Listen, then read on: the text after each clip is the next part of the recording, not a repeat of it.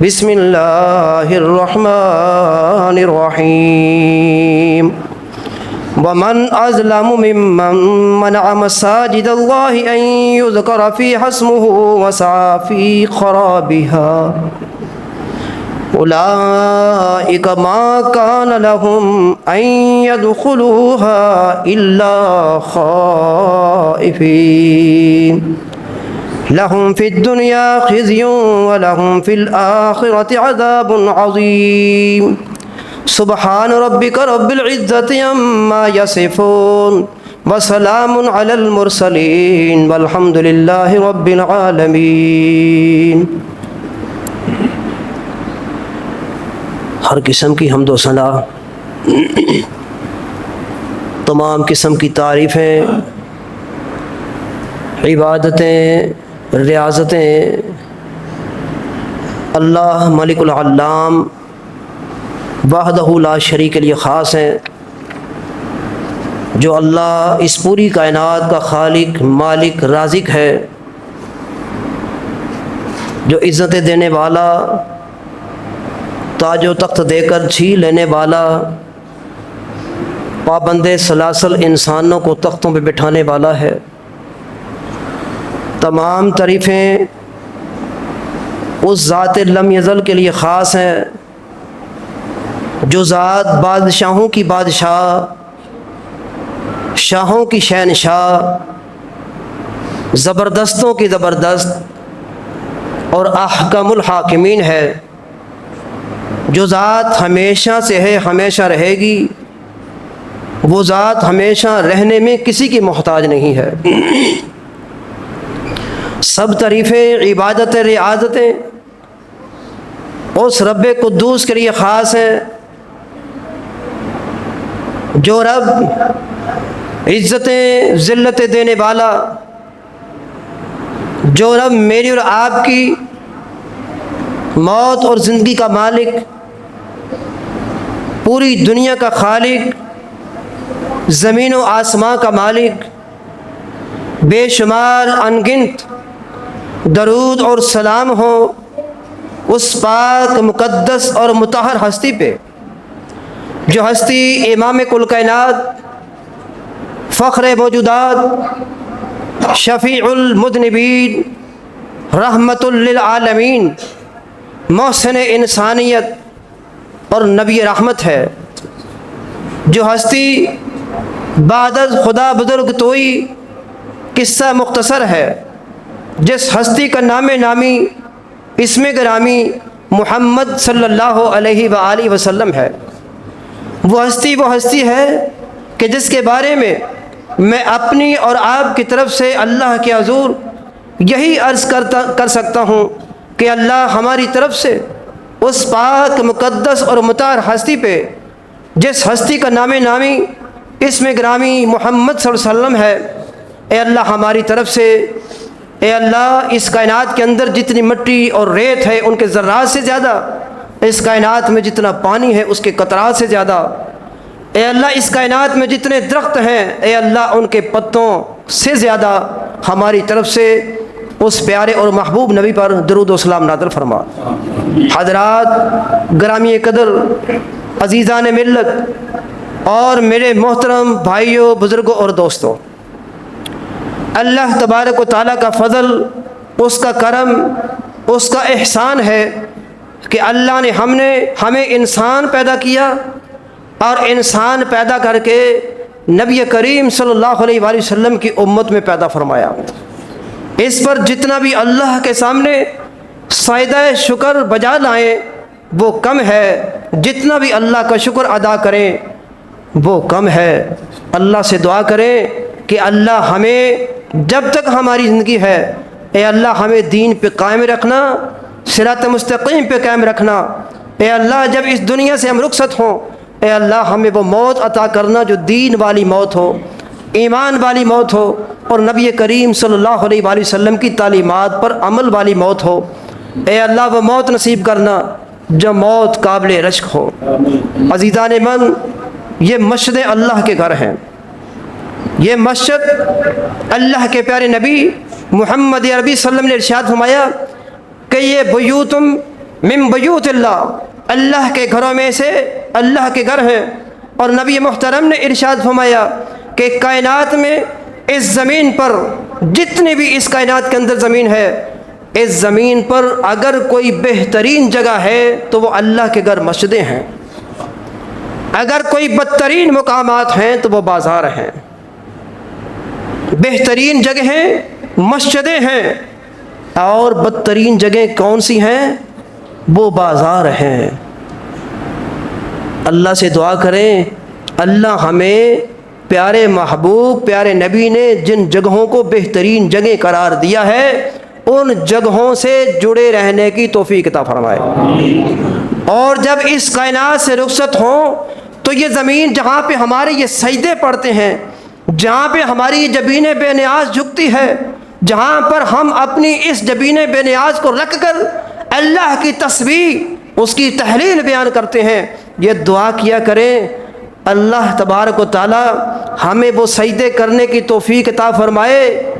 کہ ہماری وہ جگہیں جن جگہوں پہ ہماری پیشانی لگے اور ہم سجدوں میں جا کر اللہ کو یاد کریں، قیامت کے دن وہ جگہیں اللہ کے حضور ہمارے حق میں گواہی دیں۔ میں نے قرآن کی ایک آیت پڑھی آپ کے سامنے، قرآن مجید کی ایک آیت پڑھی ہے آپ کے سامنے۔ اس آیہ مبارکہ کا تعلق ہے سورہ بقرہ سے۔ اس آیہ مبارکہ میں اللہ نے کیا فرمایا ہے؟ جنہوں نے سنی ہے وہ اس کو سننے کے بعد کافی حد تک اس کے مفہوم کو سمجھ چکے ہوں گے۔ جنہوں نے سنی ہے وہ کافی حد تک اس آیہ مبارکہ کے اشارہ و کنایہ کو سمجھ چکے ہوں گے۔ اللہ کریم ارشاد فرماتے ہیں وَمَنْ أَظْلَمُ مِمَّنْ مَنَعَ مَسَاجِدَ اللَّهِ، اس سے بڑا اس کائنات کے اندر کون ظالم ہے کہ جو اللہ کی عبادت گاہوں سے لوگوں کو روکتا ہو، جو اللہ کی عبادت گاہوں سے لوگوں کو روکتا ہو۔ مسجد جو ہے اہل لغت نے اس کے کئی معانی کیے ہیں۔ کسی نے معنی یہ کیا ہے کہ وہ جگہ جہاں پر سجدہ کیا جائے۔ حسن بصری اس کا معنی کچھ یوں کرتے ہیں، حسن بصری اس کا معنی کچھ یوں کرتے ہیں، نبی کریم صلی اللہ علیہ وآلہ وسلم کے فرمان کو سامنے رکھتے ہوئے جس میں نبی کریم صلی اللہ علیہ وسلم نے ارشاد فرمایا جعلت لی، میرے لیے بنا دی گئی ہے الارض، یہ ساری کی ساری زمین مسجدہ سجدہ گاہ اور عبادت کی جگہ، وطہورا اور پاکیزگی اختیار کرنے کی جگہ۔ پاکیزگی کیسے حاصل ہوتی ہے؟ اگر آپ کو پانی نہ میسر آئے غسل کرنے کے لیے، اگر آپ کو پانی نہ مل سکے وضو کے لیے، تو پھر ہم پاکیزگی کس سے حاصل کرتے ہیں؟ مٹی کے ذریعے سے۔ پھر ہم تیمم کرتے ہیں، تیمم کر کے ہم پاکیزگی حاصل کر سکتے ہیں، نماز بھی پڑھ سکتے ہیں اور پھر عبادات دیگر بھی کر سکتے ہیں۔ گویا کہ حسن بصری علیہ الرحمہ اس کا معنی مسجد اور مساجد کا معنی کچھ ایسے کرتے ہیں، یہ عبادت گاہیں ہیں، وہ مقام ہے جہاں پر اللہ کی عبادتیں کی جاتی ہیں، اور بالخصوص ساری کی ساری زمین نبی کریم صلی اللہ علیہ وسلم نے ارشاد فرمایا کہ اللہ نے میرے لیے سجدہ گاہ بنا دی، عبادت کی جگہ بنا دی۔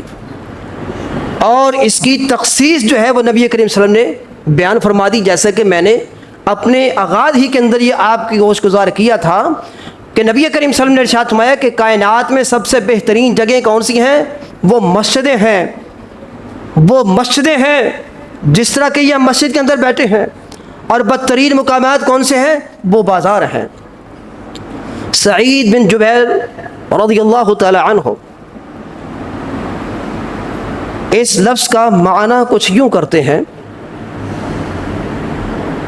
کہ وہ اعضاء کہ جن اعضاء کے ذریعے سے سجدہ کیا جاتا ہے، وہ کون کون سے اعضاء ہیں؟ جی آپ کو ماشاءاللہ پتہ ہے سب کو۔ 7 اعضاء پہ سجدہ کیا جاتا ہے، ہاتھوں پہ سجدہ کیا جاتا ہے، یہ پیشانی اور یہ ناک زمین پہ ہوتا ہے، دونوں گھٹنے اور پاؤں زمین پہ ہوتے ہیں۔ حضرت سعید بن جبیر فرماتے ہیں اللہ تبارک و تعالیٰ یہ گویا کہ قرآن مجید کے اندر انسان کو مخاطب کر کے یہ کہتے ہیں اے حضرت انسان یہ پیشانی میں نے تجھے دی، اے حضرت انسان یہ ناک میں نے اپنے سامنے رگڑنے کے لیے تجھے دی، اے حضرت انسان یہ ہاتھوں کو پھیلا کر میں نے اپنے سامنے سجدہ کرنے کے لیے تجھے دیے، یہ گھٹنے میں نے تجھے عطا کیے، پاؤں میں نے تجھے عطا کیے، اب یہ سارے کے سارے اعضاء جو ہیں میرے سامنے جھکنے چاہیے سجدے کے اندر، ان کے ذریعے سے میرے علاوہ کسی کے سامنے سجدہ نہ کرنا۔ اب یہ تیری پیشانی میں اللہ کے دربار کے علاوہ کسی اور جگہ اور دربار پہ جا کے نہ جھکے، یہ پیشانی میرے سامنے جھکے، نشان جبین تیری، نشان سجود تیری جبین پہ پڑا ہے تو کیا ہے، کوئی ایسا سجدہ کر کہ زمین پہ اثر رہے۔ بھیا سارا وقت گزر گیا، ساری زندگی گزر گئی، 40 50 60 70 سال کی، نہ جانے میرے اور آپ کے سجود کون کون سے قبول ہوئے اور کون کون سے نامقبول ہوئے، یہ اللہ ہی جانتا ہے۔ کہنے والا کیا کہتا ہے، اور یار کبھی کوئی ایسا سجدہ بھی کر لے، بے شمار سجدے تو نے کیے، کبھی تیرا سجدہ اس لیے لمبا تاکہ دیکھنے والا کہے حضرت صاحب کا سجدہ کتنا پیارا، تیرا رکوع اس لیے لمبا تاکہ دیکھنے والا کہے کتنا پیارا رکوع کرتا ہے، تیرا رکوع کے بعد جو ہے قیام اتنا جو ہے لمبا تاکہ پیچھے کھڑا ہونے والا کہے کیا بات ہے مولوی صاحب کی، کیا بات ہے قاری صاحب کی، ساری دعائیں پڑھنے کا موقع دے دیا، سجدے کے اندر پوری دعائیں پڑھنے کا موقع دے دیا، کیا بات ہے مولوی صاحب کے قیام کی کہ مولوی صاحب نے ایسی پیاری تلاوت کی ہے۔ وہ دل پہ تو نہیں گزری، کانوں سے ادھر سے جا کے ادھر سے گزر گئی۔ اور کسی نمازیوں میں سے کسی نمازی نے میرے سامنے بیٹھ کے تعریف کر دی، کیا بات ہے جیلمی صاحب، بڑی پیاری تلاوت تھی، میرے اندر بڑا پن آ گیا، میری نیکی برباد ہوگی، میری نیکی غارت ہوگی۔ کہنے والا کہتا ہے او کوئی ایسا سجدہ بھی کر تاکہ قیامت دن تھا بول کے کہ میرے ربا ان نے ایک ایسا سجدہ کیتا سی، تیرے خوف اور ڈر تو کیتا سی، بغیر دکھلاوے کے سجدہ کیا تھا، بغیر ریاکاری کے سجدہ کیا تھا۔ نہیں تو کل قیامت کے دن کہیں ایسا نہ ہو کہ اللہ کے دربار میں پکڑ لیا جائے، اللہ کے دربار میں گھسیٹا نہ جائے۔ اللہ کہتے ہیں اس شخص سے بڑا ظالم کون، اس شخص سے بڑا ظالم کون کہ جو شخص اللہ کے گھروں سے لوگوں کو ان مقامات پر عبادت کرنے سے مانے ہو اور روکے۔ اس کے سب سے پہلے مخاطب تھے بنی اسرائیل۔ نبی کریم صلی اللہ علیہ وآلہ وسلم کے دور اطہر میں اس وقت بھی بیت المقدس کے اندر جو ہے مسلمانوں کا داخلہ ممنوع تھا۔ پھر وہ وقت آیا اللہ کے پیارے نبی اور اللہ کے پیارے نبی کے ساتھیوں پر بیت اللہ کی سرزمین جو ہے تنگ کر دی گئی، اللہ کے پیارے نبی پر، اللہ کے پیارے نبی کے ساتھیوں پر سرزمین حجاز میں سے وہ بیت اللہ کی سرزمین، ارے جس کو کبھی فرشتوں نے تعمیر کیا، جس کی عبادت کاری کے لیے کبھی حضرت آدم جو ہے وہ تقدم محنت اور کاوش میں رہے، جس کی عبادت کاری میں کبھی حضرت نوح علیہ السلام جو ہے تقدم محنت اور کاوش میں رہے، جس کی عبادت کاری کے لیے حضرت ابراہیم حضرت اسماعیل جو ہے اس تقدم محنت اور کاوش میں رہے، اور پھر بیت اللہ کی دیواروں کو بلند کرتے ہوئے اللہ سے یہ التجا کرتے ہوئے دنیا سے رخصت ہوئے، اے اللہ تیری مدد کے ساتھ، تیری توفیق کے ساتھ، تیری طاقت جو ہے عطا کی ہوئی طاقت کے ساتھ، اے اللہ ہم نے اپنی حیثیت کے مطابق تیرے گھر کو تعمیر کر دیا، اب اس کی آباد کاری کے لیے لوگوں کو ادھر متوجہ تو فرما دے۔ کبھی اس گھر کی آباد کاری کے لیے میرے آپ کے پیارے نبی حضرت محمد عربی صلی اللہ علیہ وسلم اپنے جبین کے ساتھ سجدوں سے اس کو آباد کرتے ہیں، اور پھر اس سرزمین عرب میں سے اس سرزمین نے وہ دن بھی دیکھا کہ نبی کریم صلی اللہ علیہ وسلم اپنی اس پاک پیشانی کو سجدے میں رکھے ہوئے ہیں، اور اس وقت کے وہ ظالم جو مسجد حرام کے اندر نبی کریم صلی اللہ علیہ وسلم کو مسجد کے اندر نماز نہیں پڑھنے دیتے، آپ کے جسم مبارک پر اوجھڑی رکھ دیتے ہیں، کبھی آپ کے راستوں میں کسی نہ کسی انداز سے رکاوٹ پیدا کرتے ہیں، کبھی کسی انداز سے کبھی کسی انداز سے، بالآخر وہ وقت بھی آیا کہ نبی کریم صلی اللہ علیہ وآلہ وسلم ہجرت کرنے پہ مجبور ہوتے ہیں۔ یہ کیا وجہ تھی؟ یہ الفاظ جو ہیں اس بات کی تشریح اور توضیح کرتے ہیں کہ ان سے بڑا ظالم کوئی نہیں تھا جو اللہ کے پیارے محبوب نبی اکرم صلی اللہ علیہ وآلہ وسلم کو اللہ کے پیارے گھر بیت اللہ میں، جس بیت اللہ کو انبیاء اور رسل نے بنایا، یکے بعد دیگرے کئی دفعہ اس کی تعمیر ہوئی، اور پھر اس کی آباد کاری کے لیے وہ اپنے اپنے اوقات میں اللہ کے حضور اس میں عبادت کر کے اور پھر اس میں عبادت کرنے والے لوگوں کو بلا کر کے سرخرو ہوتے گئے، دنیا سے رخصت ہوتے گئے۔ بالآخر میرے اور آپ کے پیارے نبی محمد عربی وسلم اس گھر کو چھوڑتے ہوئے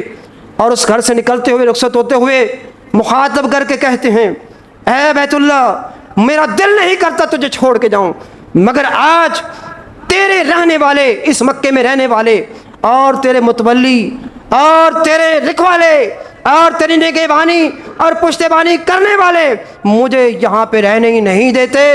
انہوں نے میرے ساتھیوں کا اور میرا یہاں پہ رہنا دو بھر کر دیا ہے۔ اور پھر یہ مسجدیں کوئی ایسے ہی نہیں ہیں۔ میرے اور آپ کے پیارے نبی کریم صلی اللہ علیہ وسلم پیر و مرشد جب مدینۃ الرسول میں تشریف لائے، آپ کے مدینہ میں آمد کی وجہ سے کبھی مسجد قباء بنتی ہے، کبھی مسجد نبوی کے سنگ بنیاد رکھی جاتی ہے، اور نبی کریم صلی اللہ علیہ وسلم وہ مسجد جو ہے دو یتیم بچوں سے خریدتے ہیں اور پیسے دے کے خریدتے ہیں، جبکہ وہ دو یتیم بچے اللہ کے پیارے نبی کی خدمت میں مسجد کی جگہ فری دینے کے لیے تیار تھے۔ نبی کریم صلی اللہ علیہ وسلم نے اس کو گوارا نہیں کیا۔ مارکیٹ کے اعتبار سے ڈبل قیمت دی گئی، زیادہ پیسے دیے گئے تاکہ رہتی دنیا تک یہ مثال بن جائے۔ اللہ کا پیارا نبی جب اللہ کے گھر کی تعمیر کرتا ہے، کسی یتیم کے حقوق کا استحصال نہیں کرتا، غریبوں کا استحصال نہیں کرتا، یتامہ کا استحصال نہیں کرتا، مساکین کا استحصال نہیں کرتا، اور رہتی دنیا تک یہ مثالیں پیدا ہو گئی اور بنا دیں۔ آج میرے اور آپ کے معاشرے کے اندر اگر جان کی امان ہو، تمہیں یاد ہو کہ نہ یاد ہو، مجھے یاد ہے سب ذرا ذرا۔ اس شہر کے اندر کئی جگہ ایسی ہیں میں دکھا سکتا ہوں، یتیموں کا حق تھا، غریبوں کا حق تھا، ظالموں نے وہاں پر 4 اینٹ کی مسجد بنا کر کے ان بیچاروں کو معاشرے میں بولنے سے بھی قاصر کر دیا۔ ان کانوں نے وہ آوازیں سنی جے سانو معاشرے دے بندیاں دے شر دا ڈر نہ ہوئے، اتھے فاروق دی عدالت ہوئے، اللہ دا قانون ہوئے، اللہ دی قسمیں اے مسجد دیاں دیواراں ٹھا دئیے تے اپنا گھر بنا لئیے۔ اے ظالم سانو گھروں پہ گھر کر گئے، اے ظالم سانو گھروں پہ گھر کر گئے، ساڈی جگہ تے راتوں رات مسجد بنا کے، ایس واسطے کہ بچپن چ ساڈا ابو فوت ہو گیا، بچپن چ ساڈے وارث دنیا تو اٹھ گئے۔ جاؤ جو اپنا یہ دنیا کے سامنے راگ لابتے ہیں، ہمارے وارث اٹھ گئے اور خدا کی قسم وہ مر گئے، زندہ ہی مر گئے، جیتے جی مر گئے، جنہوں نے رات کی تاریکی میں اپنی بدماشی کے دور پر اور اپنی طاقت کے دور پر تمہاری جگہ پہ اینٹ رکھی تھی اور وہاں پہ مسجد کی بنانے کی ٹھانی تھی۔ اور پھر وہ علماء کہ جن علماء نے ان کی ہاں ملا کر کے یتیم اور غریبوں کی جگہ پر قبضہ کر کے مسجدیں بنا کر کے ان کا استحصال کیا تھا۔ کل قیامت کا دن ہوگا، اللہ کی عدالت ہوگی، یتیم اللہ کے دربار میں کھڑے ہوں گے، اللہ خود مقدمہ دائر کرے گا، اللہ خود وکیل بھی ہوگا، اللہ خود قاضی بھی ہوگا، اور اللہ خود فیصلہ کرے گا۔ جب وہ یتیم بچے بولنا چاہیں گے، اللہ فرمائے گے چپ ہو جاؤ، اب تمہیں نہیں بولنا، میں بولوں، اور فیصلہ تمہیں نہیں کرنا، میں کروں گا، قاضی بھی میں ہوں، چیف جسٹس بھی میں ہوں، فیصلہ بھی میں کروں گا، اور تمہارا وکیل بھی میں ہوں۔ 10 بھی مولوی صاحب انہاں کول 4 ٹکے سن تے پیسے سن تے تو انہاں دی ہاں چھار لا کے انہاں یتیماں دا تو لک ہی وڑ چھڑیا ہے۔ الاعمال بالحفیظ۔ نبی کریم صلی اللہ علیہ وسلم نے مسجد نبوی کی جب تعمیر جو ہے کی ہے، سب سے پہلے جگہ تلاش کی گئی، لوکیشن کے اعتبار سے دیکھا جائے، اور پھر ان یتیم بچوں کو پورے پیسے دے کر کے جگہ خریدی گئی۔ پھر اس جگہ کی توسیع جناب عمر نے کی، اسی مسجد کی توسیع جناب عثمان نے کی۔ علی ھذا القیاس آج تک ہو رہی ہے، اور یہ قیامت تک انشاءاللہ بڑھتی جائے گی۔ تو ابھی دعا کریا کرو، اے جنہ چھوٹا جے کمرے چ اسی بیٹھے ہیں نا، دعا کرو اللہ ادھر بھی تے ادھر بھی تے ادھر بھی تے ادھر ہی بتا چھڑے۔ یہ جگہ سب اللہ کی ہے، اللہ نے بطور مستعار لوگوں کو عطا کی ہے۔ جاؤ تاریخ اٹھا کے دیکھو، یہ جگہ 100 سال کے بعد اپنے مالک کو اپنے اوپر ملکیت کرنے نہیں دیتی۔ اسی ہمیں مالک بنے پھرنے ہیں، یہ جگہ پکار پکار کے کہہ رہی ہے، او میری رجسٹریاں کرانے والوں، او میرے انتقال کرانے والوں، او مجھ پہ اپنی طاقت، اپنی ملکیت کا اظہار کرنے والوں، میں تمہاری نہیں ہوں، تم میرے ہو، اگر تم میرے بن جاؤ تو پھر بھی تمہارے نصیب چنگے ہیں۔ وَمَنْ أَظْلَمُ مِمَّنْ مَنَعَ مَسَاجِدَ اللَّهِ، اس سے بڑا کون ظالم ہے کہ جو اللہ کے گھروں سے لوگوں کو آنے سے مانے ہو اور اللہ کے گھروں میں لوگوں کے آنے کے راستے میں رکاوٹ ہو۔ اس وقت کے مخاطب بنی اسرائیل یہود نصارہ تھے،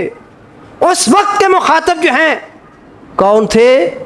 مشرکین مکہ تھے۔ اور آج بیت المقدس میں جانے کے لیے یہود ہنود سارے ملے ہوئے ہیں، وہ رکاوٹ ہیں۔ اور آج ہمارے ملک خدا داد پاکستان میں اب یہ سمجھ لینا چاہیے کہ یہ آیات انہی پر نہیں، مجھ پہ بھی جو ہے صادق آ سکتی ہیں، کوئی ضروری نہیں ہے، یہ انہی کے لیے نازل ہوئی تھی قیامت تک کی دیواروں کے لیے۔ اگر میرا کوئی ایسا رویہ ہو گیا کہ میرے رویے کی وجہ سے کوئی بندہ مسجد میں آنے سے قاصر رہا تو پھر یاد رکھیے میں بھی اس آیت کے ذمر میں ہوں، اس کی دد میں آ گیا ہوں۔ اگر میرے یا آپ میں سے کسی کے رویے سے مسجدیں جو ہیں وہ آبادکاری سے محروم رہیں، وہ جو ایک روایت ہم پڑھ کے اکثر سناتے ہیں، من بنا للہ مسجدا بنى اللہ لہ بیتا فی الجنہ، حضرات گرامی قدر، اس کا معنی اکثر و بیشتر ہم لوگوں سے صرف چندے بٹورنے کے لیے، لوگوں سے پیسے حاصل کرنے کی غرض سے ہم نے صرف ایک ہی معنی کیا ہے، کبھی ہم نے لغت کی اوراق جو ہے برگردانی نہیں کی، کبھی ہم نے مفسرین عظام سے ایک معنی کے علاوہ کوئی دوسرا معنی پوچھنے کی کوشش نہیں کی کہ جس نے اللہ کا گھر بنایا مسجد، من بنا للہ مسجدا بنى اللہ لہ بیتا فی الجنہ، یہ بات ٹھیک ہے کہ جو اللہ کے لیے اللہ کا گھر مسجد بنائے تو اللہ اس کا گھر جنت میں بنائے گا۔ جے مسیت اسی 25 30 40 50 کروڑ روپے دی بنا چھڑیے تو اتنے نمازی کوئی نہ ہوئے تو کی خیال ہے؟ ٹھیک ہے، ٹھیک ہے، اور سوچنے والی گل ہے یار، ذرا سوچو تو صحیح، اے گل ٹھیک ہے؟ جے میں کہہ دیا اور جدا دل کرتا اتنے آوے تو جدا دل کرتا نہ آوے تو گل ٹھیک ہے؟ بھیا جب میں نے یہ بات خدا نہ خواستہ کہہ دی،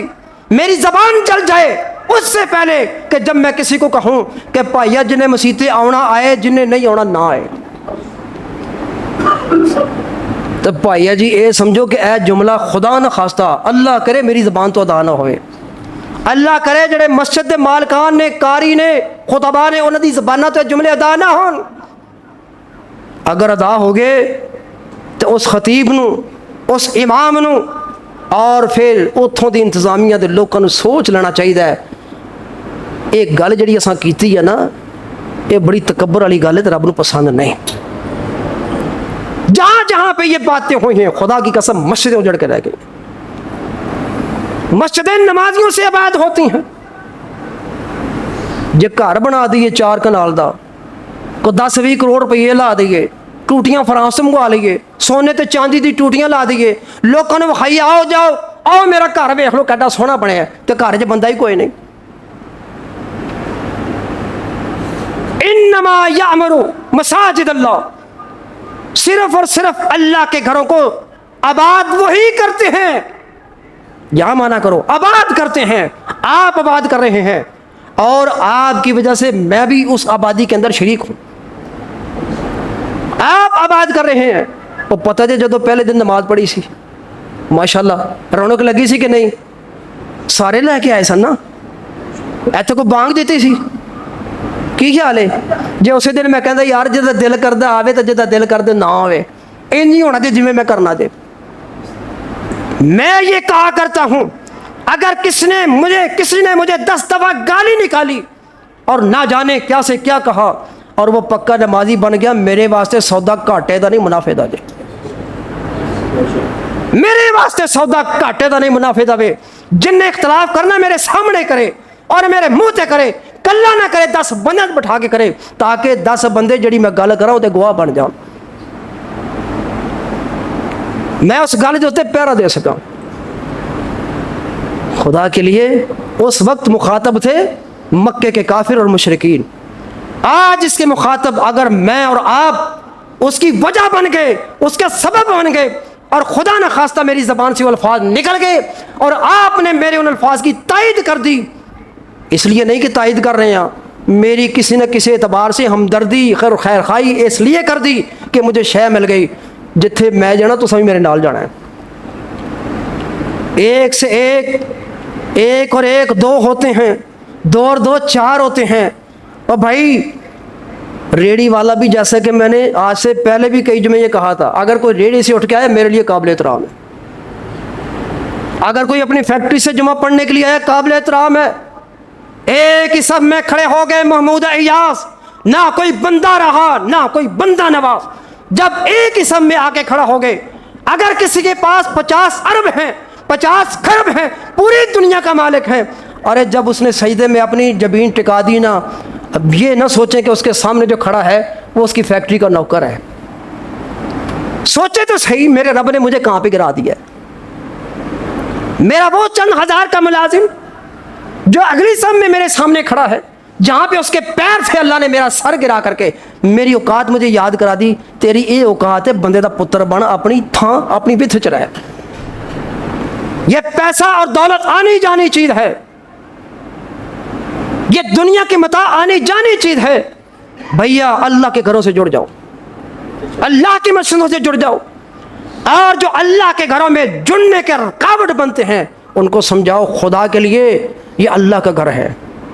قرآن مجید کی یہ آیت مبارکہ جو ہمیں پڑھ رہا تھا, اللہ فرماتے ہیں کہ اس سے بڑا ظالم کون ہے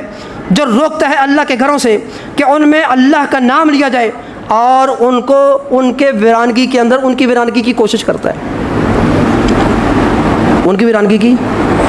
میرا جو رویہ آئندہ ہوئے کہ میری وجہ سے 5-7 بندے نس جان تو میں پھر مسجد نو ویران ہی کرن ڈیا نا. کی خیال ہے؟ ایسا ہی ہے نا بھائی, ویرانگی اور کیا ہے. اگر میری وجہ سے ایک بندہ چلا گیا تو قیامت کے دن اللہ کے دربار میں اس نے کھڑا ہو کے کہہ دیا, اے اللہ جی ایدی وجہ تو میں نہیں سی آیا, تو میرے پلے کی رہ گیا. میرا کاری پن کتنے جائے گا, میرا مولوی پونا کتنے جائے گا, میری جائیداداں تو پراپرٹیاں کتنے جان گیا. اگر اللہ نے مجھے دیا ہے مجھے اپنی حد میں رہنا چاہیے. یا ایھا الانسان ما غرک بربک الکریم,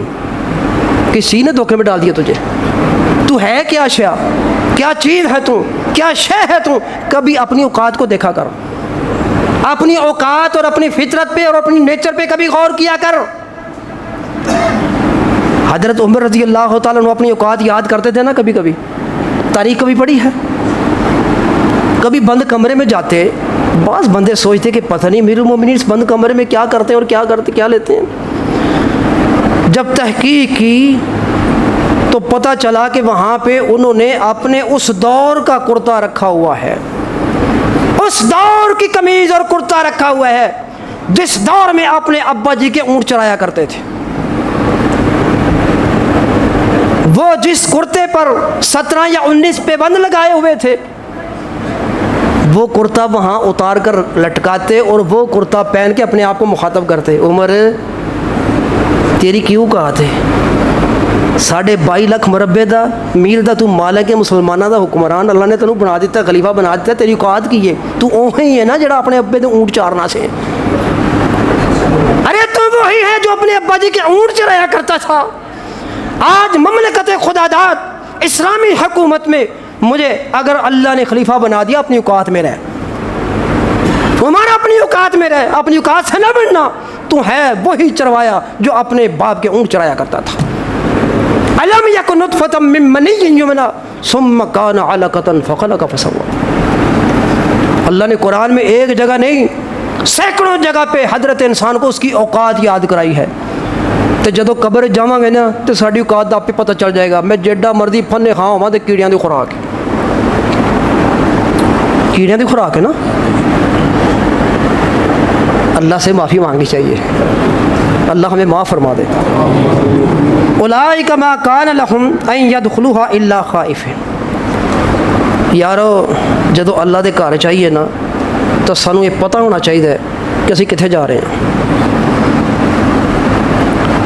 ਤੁਸੀਂ ਦੁਨੀਆ ਦਾ ਲਾਅ ਪੜ੍ਹਦੇ ਹੋਵੋਗੇ, ਤੁਹਾਨੂੰ ਇਲਮ ਵੀ ਹੋਏਗਾ। ਅਗਰ ਕਿਸੇ ਮੈਜਿਸਟ੍ਰੇਟ ਜਾਂ ਸੈਸ਼ਨ ਜੱਜ ਦੀ ਅਦਾਲਤ ਦੇ ਵਿੱਚ ਬੰਦਾ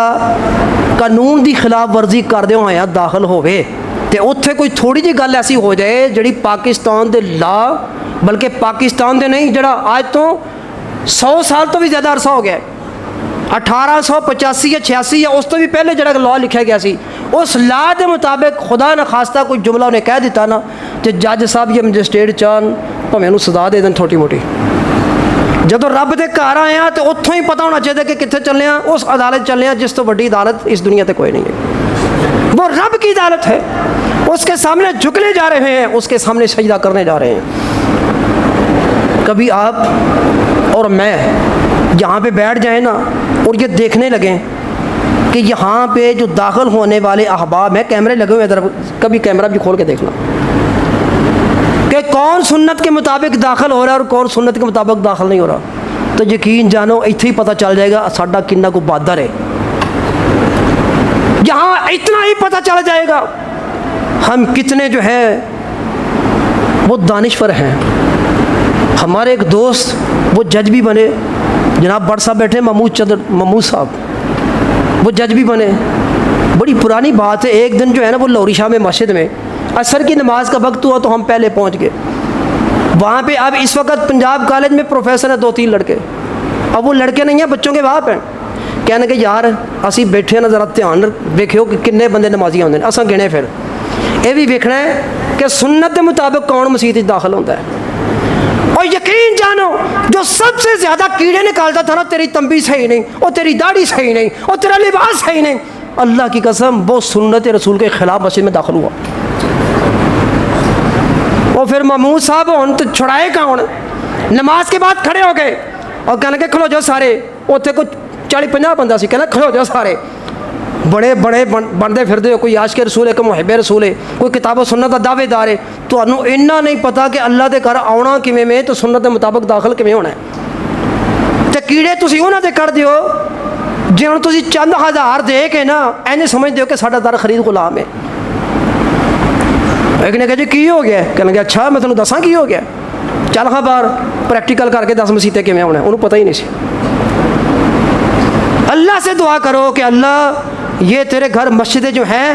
ہمیں اپنے سجدوں کے ساتھ اور نمازیوں کی عددی کثرت کے ساتھ اور اخلاص کے ساتھ جو ہے ان کو آباد کرنے کی توفیق عطا فرما۔